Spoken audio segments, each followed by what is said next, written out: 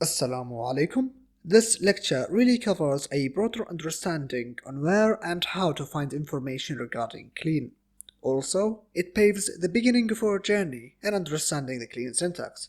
Thus, it will contain general information about the language and where to find resources. To begin with, if you are totally new to functional programming or programming in general, I highly recommend the book that got me to get good in Clean.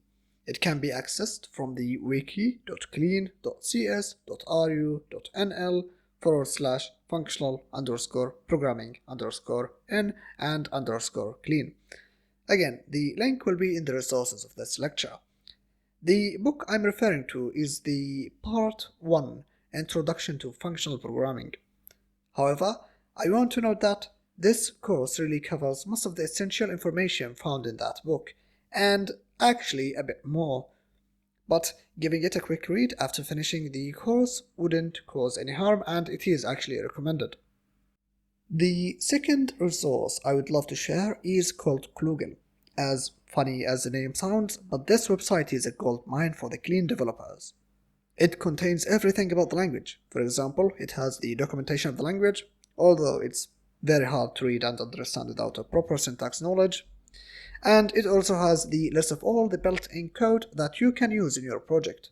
So to start using Klugel, just type klugel.org in the browser, and a search engine will show up. In this search engine, you can look up for built-in functions and clean code. For instance, let's say I'm looking for how to sort a list of items. I can type sort in the search bar and press enter, or just click on the search button. This will search for the function sort, which literally sorts a list of elements. I will explain what that means in the future, so don't worry about it. I just want to show you that we can search for built-in clean code. Even though the search feature is incredible alone, Klugel has a lot more than that. Click on the How to Use underneath the search bar and a new section appears. The most important thing in this section is the two links, the Browse Index link and the Read the Documentation link. Clicking on the Browse Index link leads to a page which lists all the built-in code and their content. Mainly, these code files can be installed with Netril. For instance, in the previous lesson, when we used Netril, we installed the base dependency. And the base dependency is really a collection of dependencies.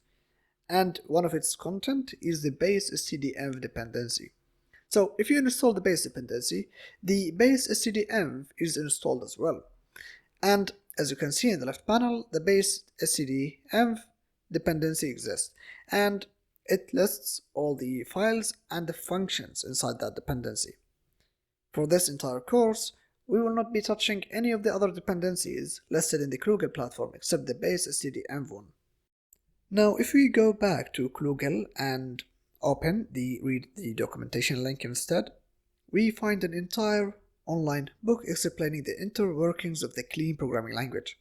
However, if Clean is your first functional programming language ever, I highly do not recommend reading this documentation just yet. Even after finishing the course, you might have difficulties understanding it. I am saying this because the terms that are used in the documentation are not programmer friendly. For example, the term graph rewrites is used to describe a function, and the term graphs refer to a constant. Yes, I know how you feel if you come from another programming language. Now, the only thing left is to search for packages that can be downloaded by Netril. This is done in the clean-lang.org page. For example, if we open the browse index in the Klugel again, and for instance we found that there are functions that we need to use, and they are found in the YAML dependency. We can use the clean-lang.org website and search for the YAML dependency there. And if we click on it, we can see the source code link, the version, the maintainer, the license, the description about the dependency, and changelogs. However, this is a hypothetical situation. In the entirety of this course, we will not be using any other dependency other than the one that was shipped with the base collection of dependencies. And this is it for this lecture. It just dives into teaching you how to find information about the language. And, of course, we will be using these platforms in the future, so you will get to know how to use them when developing clean code. So, in this lecture we got to know how to use Google, which is a friend indeed, mostly your only friend when writing clean code. Also, AI and ChatGPT may help sometimes, but the information might not be accurate because of the lack of resources. Anyway, thank you for watching and goodbye.